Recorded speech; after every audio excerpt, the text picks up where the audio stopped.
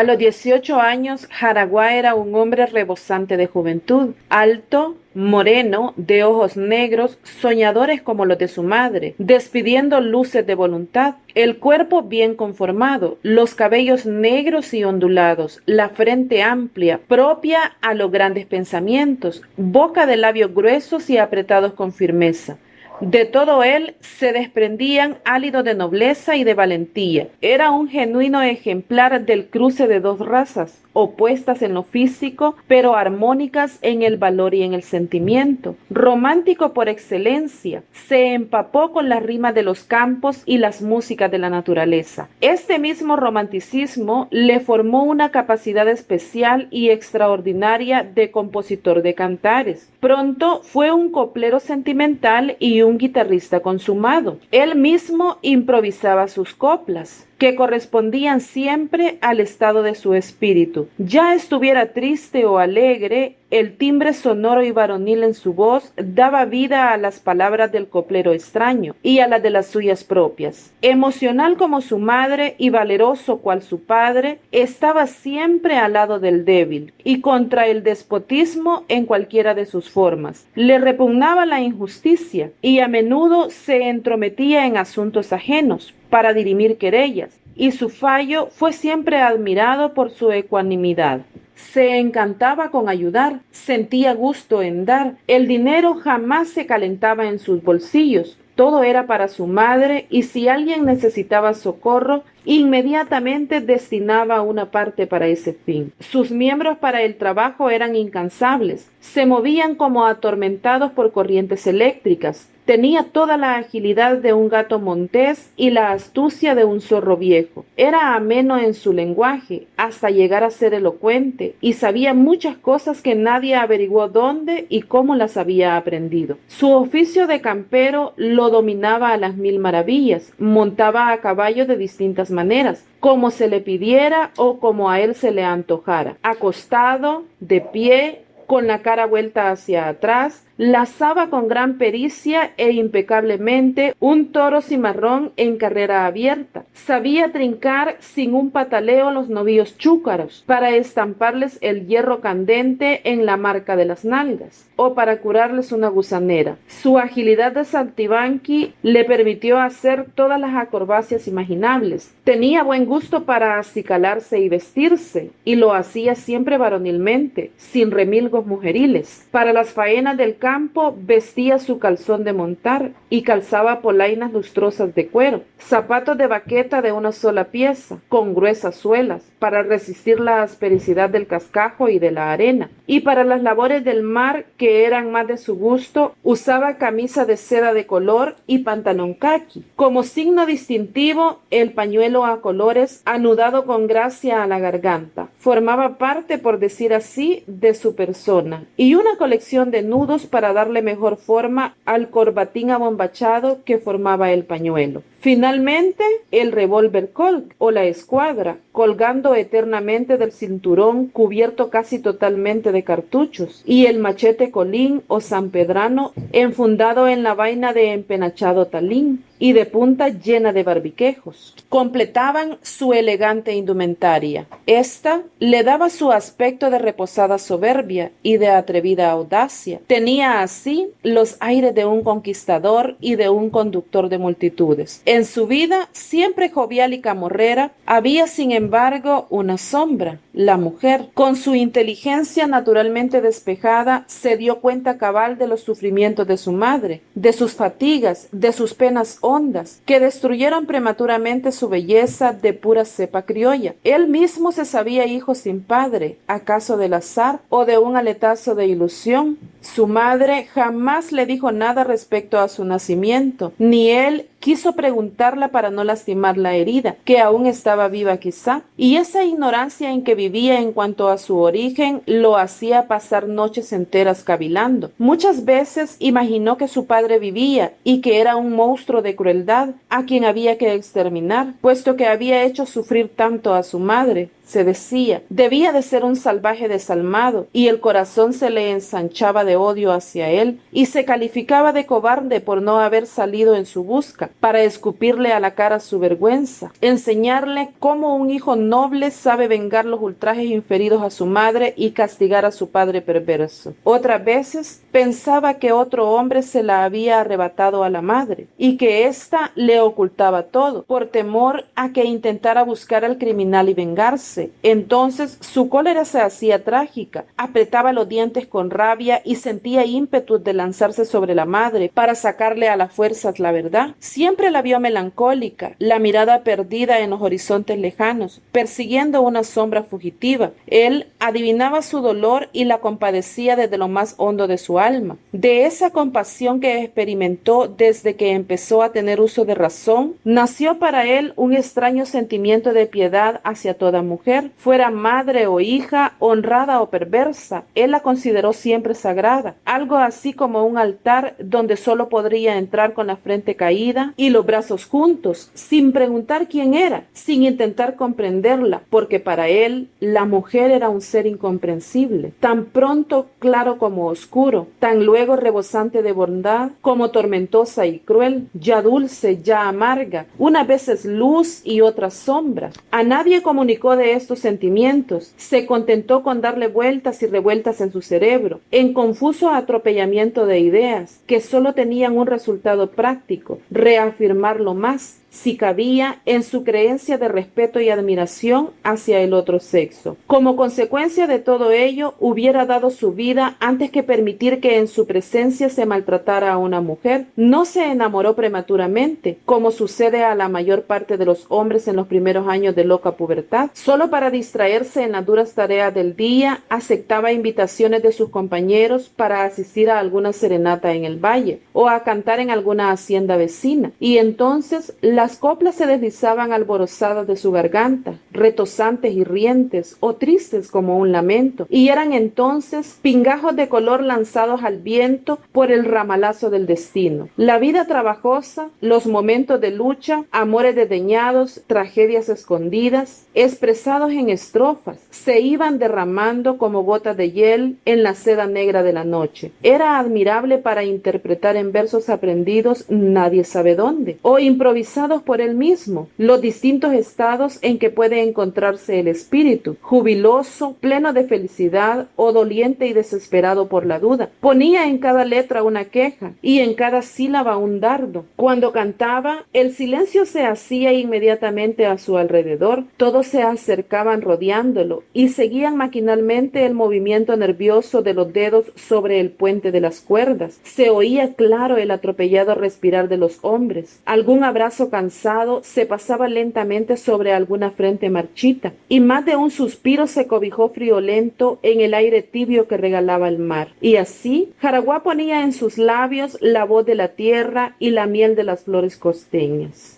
A su edad, pues, no había tenido aún ningún conflicto amoroso. Mozas había muy lindas en el valle, que se desvivían por él y escuchaban emocionadas sus canciones, los domingos en alguna chichería o en el patio del rancho de algún amigo, pero a todas las trataba por igual. Para cada una tenía la frase galante y la sonrisa maliciosa. A veces experimentaba algún interés momentáneo por alguna, pero le pasaba pronto y no volvía a acordarse de ella. A Braulio lo traía pensativo aquella despreocupación del muchacho por las mujeres, porque como hombre de experiencia sabía muy bien que cuando viniera a enamorarse iba a desatársele una verdadera tempestad. La Loncha participaba de la misma inquietud. Un día Braulio le dijo: hace un puño de días que quería hablarle, Loncha. Ajá, es respecto a Casio. Estoy viendo que ninguna mujer le gusta aquí. A todas les hace el mingo mingo, pero hasta ahí nomás. Pues eso no precisa, Braulio. Mejor que sea así, que no se enamore. Mejor sería si no se ensegara nunca, pero tarde o temprano tiene que ser, y cuanti más tardecita peor, porque se venga a asar de tal modo que aunque la hembra sea una feroza sinvergüenza, ninguno se la va a quitar de la cabeza. Es verdad, Braulio, ya hace tiempo que vengo pensando en eso, y no me hallo a gusto. Ya no me siento con fuerzas para sufrir, más de lo que ya he sufrido, y es a mi hijo todo lo que tengo en el mundo. Y la pobre Loncha se echó a llorar amargamente. Braulio sintió que todo su ser se conmovía, estuvo a punto de tirarse en los brazos de aquella mujer y estrecharla contra su pecho para ahogarle el dolor.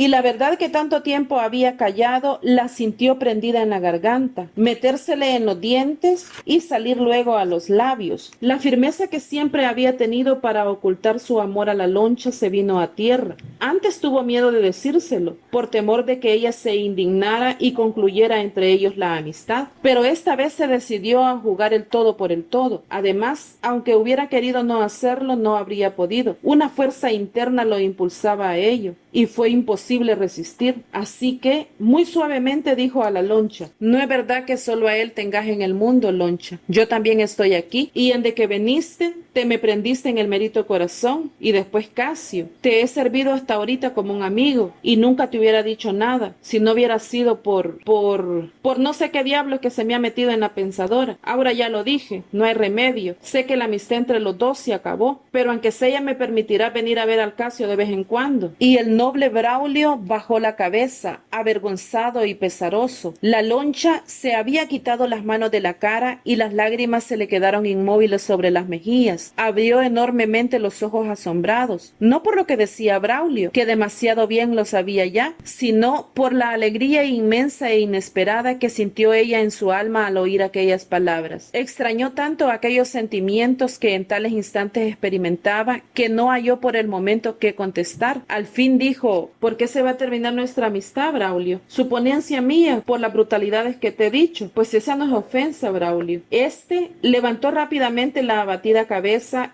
y la miró hondamente, sonriéndole con su mejor sonrisa. Sí, Braulio, esa no es brutalidad, sino que es una muestra más de tu buen corazón. Entonces, ¿estás contenta conmigo? Pues, seguro. Solo que ya estamos muy viejos los dos y solo trabajo nos esperan. Loncha, teniéndote a vos a mi lado, sería capaz de sacar todita el agua del estero sin cansarme. Bueno, pues, es bueno que des modo de ir empezando, que ya es tiempo, antes que se llene del todo. Él la cogió de las manos todo emocionado e iba a continuar su conquista, iniciada con tan buenos auspicios, cuando detrás de ellos se oyó la voz de Jaraguá que los dejó helados y perplejos. ¡Vivan los novios! ¡Qué carajo! Y llegó corriendo sonando sus espuelas. Ellos se quedaron mudos esperando las consecuencias de la cólera del mozo, pero este, sin dejar de reír, se acercó y cogió bajo su brazo derecho la cabeza de la Loncha y bajo el izquierdo la de Braulio, y abrazándolos así fuertemente dijo: mi madre y mi padre, esto es todo lo que necesito en el mundo. Hace bastante que quería decirte, Braulio, que debías de juntarte con ella, para que en vez de 2 brazos que la ayuden tenga 4, y yo tenga motivo para quererte más, si se puede querer más a un viejo feo como vos. La única lástima es que lo hayas pensado tanto tiempo. Y dicho lo anterior, lo volvió a abrazar contentísimo. Así permanecieron los 3 durante largo rato, y se cerró el círculo de la amistad que jamás había de romperse entre aquellos corazones ansiosos de cariños. Al día siguiente, Braulio y la Loncha contrajeron matrimonio en el pueblo. Comparecieron ante el alcalde, que no atendía a otra cosa más que a los 5 pesos que cobraba por casorio. Por eso los casó inmediatamente, sin bulla, lecturas ni campanillas. ¿Querés por esposa a sí? ¿Querés por esposo a sí? Y se acabó. Bueno, Braulio, dijo Jaraguá, en de ahorita ya somos de la familia y vamos a trabajar en común. Y vos, prepara las nalgas si sos desobediente. El domingo siguiente, el mismo cura que había bautizado a Jaraguá bendijo la unión de los 2 esposos que ya lo eran civilmente. Jaraguá pasó ese día feliz como nunca lo había estado. Invitaron a los más íntimos, se bebieron varias botellas de chaparro y se almorzaron un chumpe horneado. Todo el valle se alegró con aquella unión.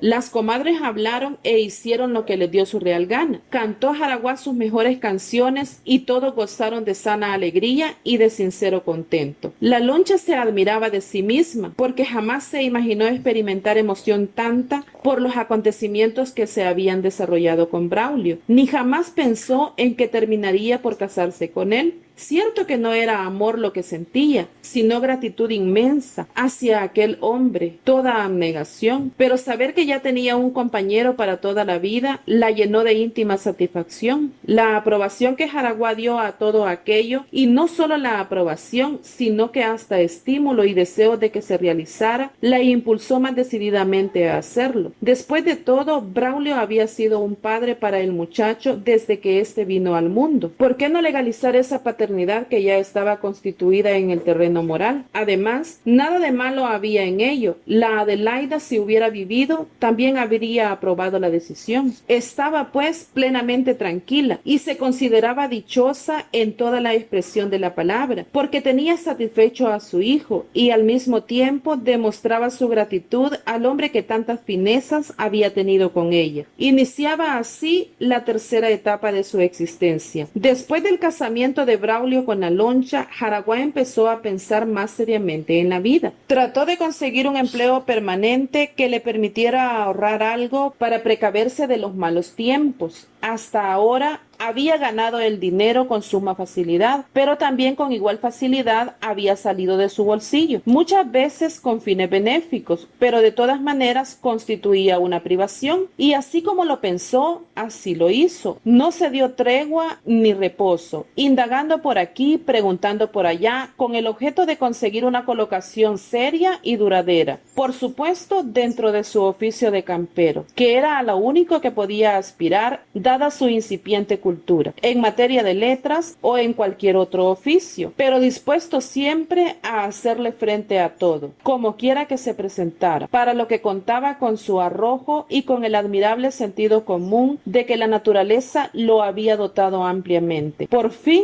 logró saber que en la hacienda El Carrizal de don Pancho Pérez necesitaban un mayordomo, y hacia allá se encaminó al día siguiente muy de mañana, caballero en su tordillo, que era lo único que había logrado adquirir durante sus efímeras abundancias. La hacienda gozaba de muy mala fama, si es que de una mala fama se puede gozar, debido a la inclemencia de su clima, enfermizo y mortal. Como todas las regiones de nuestras costas, esta estaba completamente insaneada, mucho más que otras muchas. Los zancudos se habían enseñoreado a su gusto y se banqueteaban tranquilamente, sorbiendo la sangre de los pobres peones, pero el patrón pagaba bien, y con el cebo de buen pago muchos llegaban allá, derechito a dejar la pelleja. Había además otro peligro, el ganado cimarrón, sin marca de lazo ni mucho menos de hierro infamante, que poseía don Pancho. Vagaba por las montañas de la frontera y las pandillas de cuatreros vagaban también tras él, teniendo establecido su cuartel general en rincones abruptos de la misma frontera, en los cuales la autoridad no asomaba las narices jamás. Don Pancho vivía en perpetua y titánica lucha con ellos, y eran los peones los soldados desconocidos de esas luchas calladas y sordas, en lo más intrincado de la naturaleza. A esto había que agregar la amenaza de las ciénagas, tragando insaciables cuanto ganado se acercara a ellas en busca de fresca hierba, y los destazadores clandestinos, que no tenían empacho en descuartizar cualquier animal, en las barbas mismas de don Pancho. Tenía el patrón una buena crianza de ganado vacuno y caballar. De su hacienda salían los grandes patachos de bestias para los tianguis de las ferias, y se agotaban en un par de días, llevando a las arcas del patrón gruesas sumas de dinero. Cuando había rodeo, se cubrían leguas enteras de llanuras, de cascos y de cuernos. La balazón y los relinchos llenaban el espacio de un ruido ensordecedor. Los campistos enronquecían tomeando a los cimarrones por las intrincadas charraleras. Era la hacienda más importante y más rica de la costa sur. Los que allí trabajaban eran hombres duros, hechos a todas las intemperies, insensibles al agua y al calor, de piel curtida e impenetrable a los zancudos y a los tabanos, capaces de permanecer un día entero sobre el lomo de un caballo en busca de algún novillo errante. Hombres pletóricos de sol, heridos por los vientos de todos los rumbos, fuertes como un toro, audaces y valientes, que tan pronto ríen dentro de los agudos cuernos de un rejero en brama, como ante los cañones de las guatas de las partidas de los bandoleros ganadiles. Hombres, en fin, que nada perdían al ser comparados con las bestias, en cuanto a dureza y energía se refiere. Hombres bestias, retozando en espantosa promiscuidad con otras bestias y que hacen anillos con el pial y forman un solo ser con su alazán.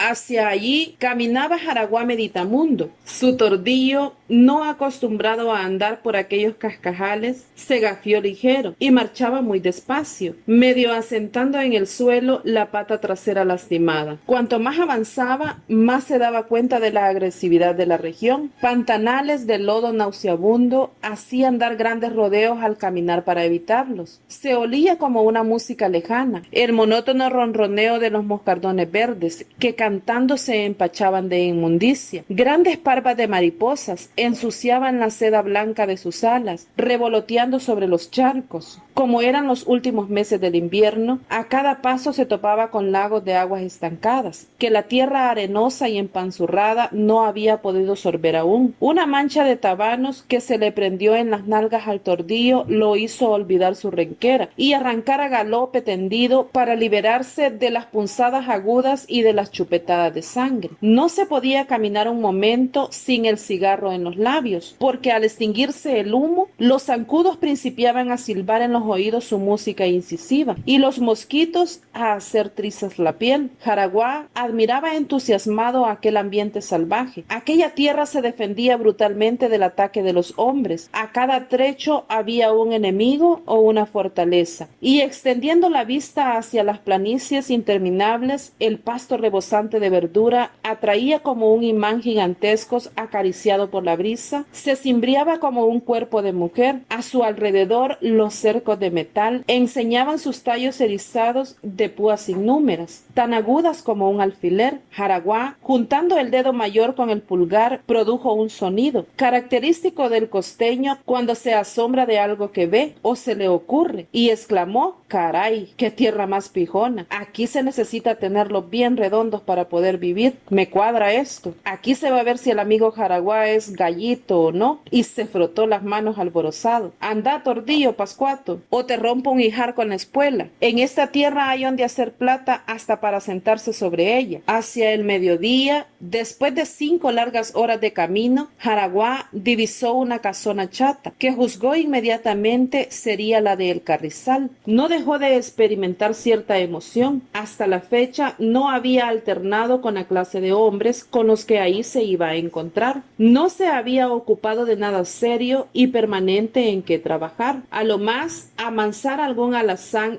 emberrinchado o algún muleto testarudo, o lanzando cimarrones por los anchos sabanales. Pero todo ello de manera pasajera y casi por distracción. Era ahora que iba a ponerse a prueba y a constatar si su oficio de campero, que todos decían que sabía a las 1000 maravillas, lo dominaba efectivamente o no. El sol empezaba a deslizarse desde la cima del cielo hasta la gran pendiente del ocaso, cuando Jaraguá amarraba su tordillo todo picado de los tabanos, en un palo de jocote nudoso y arrugado que había junto a la puerta de golpe que daba a la entrada del patio de la casa. A pesar de no ser encogido por naturaleza, a la vista de una docena de peones que sentados en unas carretas fumaban y charlaban, se sintió cohibido y un tanto medroso. Aquellos 12 hombres parecían 12 diablos, las caras casi todas iguales, ennegrecidas. Se diría que las mejillas duras y terrosas les habían sido colocadas en la cara por la mano tosca de algún alfarero montañés. Los pómulos salientes, la cabellera hirsuta y espinuda, echada hacia la frente en completa greña, desordenada, las ropas sucias, y destacándose como una lucecilla en el fondo de la noche, 2 ojos móviles, de mirar intenso y tajante, lanzaban continuamente relámpagos de malicia. Por la conformación de las piernas, un tanto abiertas, se adivinaba enseguida que eran camperos, lo que corroboraba la presencia del sombrero de palma con barbiquejo de cuero, que se enlazaba en el pescuezo, y las espuelas de amplia estrella con largos y agudos picos. Eran hombres tremendos, como podía observarse a primera vista, de puro tronco de montaña, hombres que rodaron por las tranquijonales de la tierra, quizá de extremo a extremo del territorio nacional, azotados por el destino implacable, y que rodando, golpeados por aquí y tirados por allá, vinieron a dar a esta región madrastra, en donde la naturaleza no transigue, o el hombre se acomoda a ella, haciéndole por consiguiente una bestia, para resistir las dolencias físicas, o perece indefectiblemente. Cuando Jaraguá, fino y acicalado, pasó cerca del grupo, lo miraron con curiosidad llena de lástima y con risitas burlescas. Uno de ellos, que quizá estaba bebido de chicha, no se pudo contener y exclamó con voz áspera, pero con tono franco y seguro: «Uf, mucha, qué guía de a hembra». La carcajada fue general y todos los ojos se fijaron en Jaraguá, a quien iba dirigida la puya. Jaraguá sintió que se le ponía colorada hasta la raíz de los cabellos, tanto le ardió toda la cabeza. Se paró un momento y volvió su vista acerada hacia el grupo, y su mirada tenía tal dureza y revelaba tanta energía y decisión que el que había lanzado el ultraje bajó muy a su pesar la vista al suelo, sin poder resistir el fuego y la voluntad que salían de aquellos ojos. Jaraguá dijo enseguida, en tono seguro y reposado: «Si eso es conmigo, compañero, prepare la manteca, que va a haber fritanga». El otro pareció sorprenderse ante la contestación inesperada, que comprendió perfectamente, pero reaccionó y, sintiendo las miradas de los demás peones puestas en él, dijo muy tranquilamente: «Siempre me han gustado los chicharrones, amiguito, y lo único que siento es que usted va a dar la lonja». «Bueno, se harán chicharrones, si usted quiere, cumpa. Pa' algo tiene usted que estar gordito, pero lamento que ahorita no será, porque vengo a engancharme aquí, y si el patrón me ven averiguatas, me voy a mal recomendar, así es que espéreme. Otra ocasioncita que no tardará en presentarse, y yo le aseguro que no se va a arrepentir». Todos se miraron unos a otros. ¿Sería aquello audacia,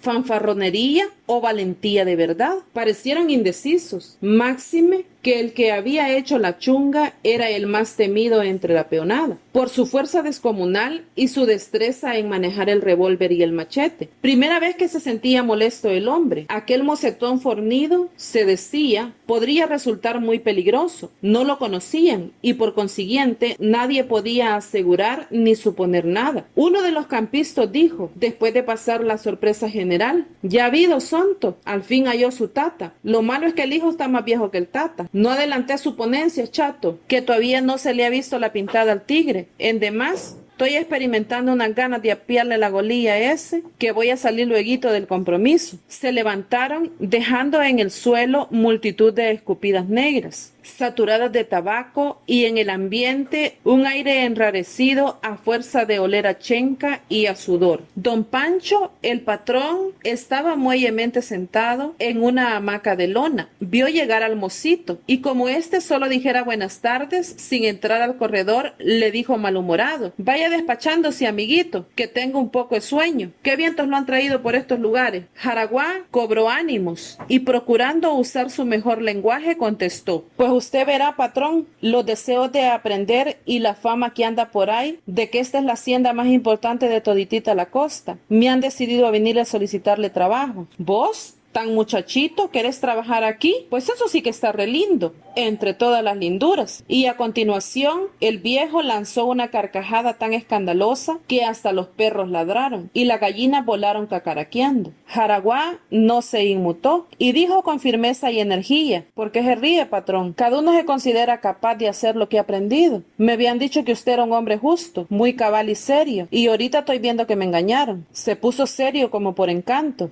¿Cómo es eso? «Como dije, patrón, si pido trabajo es porque sé trabajar, y si vine a pedírselo a usted fue porque siempre he admirado su hacienda y creyendo lo que decían de usted, que era un gran patrón». «Ajá, voy cayendo. Me gusta tu modo, muchacho. Tal vez haya buena pasta en vos. ¿Qué sabes hacer? Todo lo que debe hacer un buen campista y otras cosas que no le desagradarán». «¿Y qué es para vos lo que debe saber un campero?». «Pues, en principal, ser arrojoso y valiente, montar a caballo como quien se acuesta en la cama, tener callos en las nalgas para poder pasar encanquetado en el alazán día y noche, manejar el pial con la misma facilidad con que las muchachas manejan sus listones domingueros, trincar en el suelo sin un pujido a cualquier toro cimarrón, y en demás de otras cosas, querer las cosas del patrón como si fueran de uno, siempre que el patrón sea como un padre palpión». «Cha, qué amiguito más listo sos. Pues verás que esas tus ideyitas me gustan. Creo que serías un buen jefe de cuadrilla, aunque estás muy cipote. Todo es probarme, patrón. Si le gusto me quedo, y si no, pues el camino no es de ninguno. Puedo irme por él así como vine». «Bueno, pero es mi deber advertirte que aquí se trabaja serio. Los peligros se corren a cada paso, y casi siempre hay que defenderse solo. El clima es el del diablo.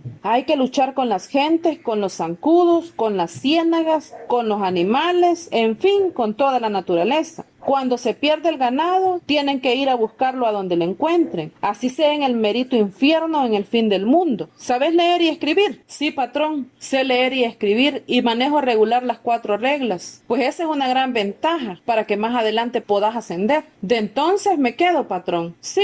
Vamos a probarte. Precisamente me hace falta el caporal de los campistas del rodeo, que se fue enfermo y no ha vuelto. Y de los otros no puedo ascender a ninguno porque nadie sabe leer, ni siquiera firmar. Te advierto que no es remoto que tengas que vértelas con tus mismos hombres, pero mostrate enérgico y valiente y te respetarán. Son buenos todos en el fondo. Algunos de ellos se han volado a uno que otro, en no sé dónde, pero lo que quieren es franqueza y buen trato cuando es necesario. Y así se convierten en los más fieles servidores. Tendrás por de pronto un peso y la comida, y ya iremos viendo cómo te portás. Jaraguá se frotó las manos de contento. Decididamente se dijo: estoy de suerte ahora. Este viejo que al principio creí que me iba a tener que romper las narices con él, me nombra de un viaje caporal de campistos y un pellejo diario, todos los meses. Pues sí que es tener pisto. Después de ese optimista soliloquio, con sonrisa agradable dijo al patrón: entonces, patrón,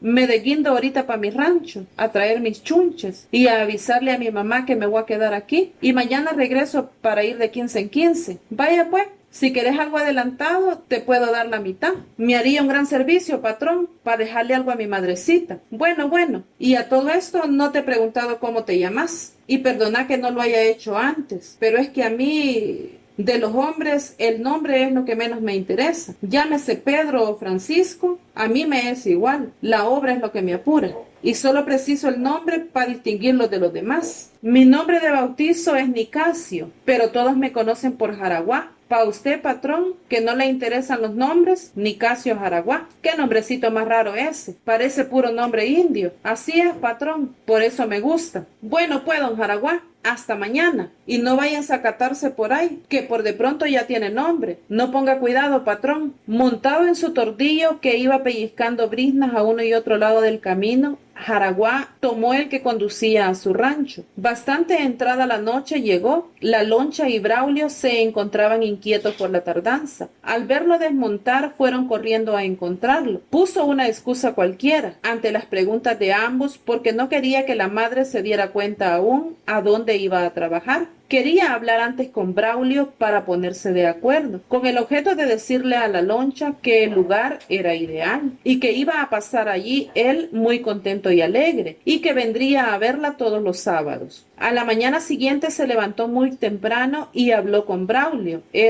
Luego que se enteró del asunto, se sentó en sus 13 de que allí no lo dejaría ir. De segurito te enfermas y quedas amolado pa' todita la vida. Ese es un lugar donde solo mandinga puede vivir bien. Por aquí todos tienen miedo de trabajar allí, pero tengo que ganar, Braulio. No quiero ser como todos los demás, que andan ahí chiraguientos y puscos. Quiero honrar a mi madre, tratando de ser un poco más de lo que soy, y tengo fe en que lo voy a lograr. Al hombre le he caído bien, y según me porte, me ayudará más. El pobre Braulio estuvo a punto hasta de llorar con tal de hacerlo desistir, pero todo fue inútil. Tuvo, muy a su pesar, que comprometerse a no decir a la loncha lo peligroso que era el lugar donde Jaraguá iría a trabajar. Llegó el momento decisivo. Jaraguá comunicó a la loncha que se iba a trabajar para distraerse un poco, que iba a venir a verla todos los sábados y que solo un mes estaría por allá para cambiar de ambiente. La loncha se prendió a él llorando, diciéndole que en su casa nada le hacía falta, que no fuera a pasar necesidades por otro lado. No puedo, le decía, pasar sin verte. Ay, me voy a enfermar de triste. Y si me grabo, vos vas a tener la culpa. Pero es que me aburro de estar de balde. En demás, tengo que acostumbrarme a trabajar y a ganarme la vida yo solo. Si mañana me falta usted, tengo necesidad de saber sostenerme sin la ayuda de nadie. Para eso he aprendido el oficio. Sí, pero saber dónde es eso donde vas. Ustedes quizás me dicen que es bonito por no desconsolarme, pero por aquí no hay lugares bonitos. Cuante más interna uno, peor es el clima. No, nana, Braulio conoce y él le puede decir cómo es. Al fin de razones y más razones, consintió la angustiada madre en separarse del hijo amado. Aquello le era muy duro, porque era la primera vez, pero tarde o temprano tendría que suceder, y además reflexionó que en el fondo su hijo tenía razón, que se hiciera hombre. Así no tendría que pedirle nada a nadie. Cuando ya montado en su bestia, él dijo simplemente: nos vemos el sábado, nana. Hasta luego, Braulio. Ella sintió que se le salía el corazón y soltando el llanto le dijo: Dios te ampare, hijito, y portate bien. Por allá te acordás de tu nanita. Jaraguá espueló el caballo y salió disparado, porque comprendió, por lo que él también sentía, que si se tardaba oyendo las quejas de la loncha, no se iría nunca, porque le faltaría el valor. Ella,